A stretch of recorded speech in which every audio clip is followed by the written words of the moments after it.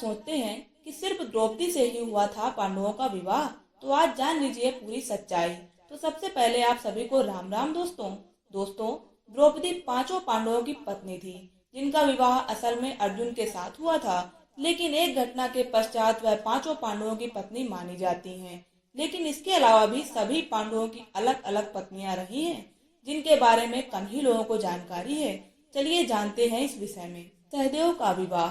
सहदेव माद्री के ही पुत्र थे। इनकी द्रौपदी के अलावा एक और पत्नी थी, जिसका नाम विजया था।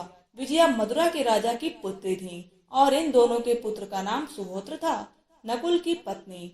माद्री के पुत्र नकुल की द्रौपदी के अलावा भी एक पत्नी थी। नकुल का विवाह करेणुमति से हुआ था, जो शिशुपाल की पुत्री थी। इन दोनों के पुत्र का नाम निर्मित्र था। अर्जुन की पत्नियां। अर्जुन का विवाह द्रौपदी से स्वयंवर की शर्त जीतने के बाद हुआ था।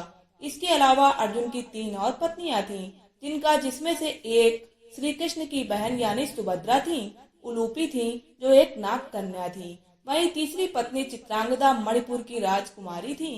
अर्जुन को सुभद्रा से अभिमन्यु, उलूपी से इरावत और चित्रांगदा से बभ्रुवाहन पुत्र की प्राप्ति हुई। भीम की 2 पत्नियां। भीमसेन और हिडिंबा के विवाह की कथा भी प्रचलित है। इन दोनों के पुत्र का नाम घटोत्कच था। वहीं भीम की एक और पत्नी थी, जिसका नाम बलंधरा था, जो सुंदर होने के साथ साथ बहुत शक्तिशाली भी थी। बलंधरा और भीम के पुत्र का नाम सर्वंग था। युधिष्ठिर का विवाह।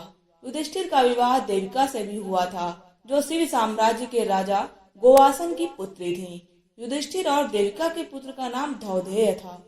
तो दोस्तों, कैसा लगा आपको हमारा ये वीडियो? कमेंट बॉक्स में जरूर बताइएगा। वीडियो को लाइक कर दीजिए और चैनल को सब्सक्राइब कर दीजिए। हर हर महादेव।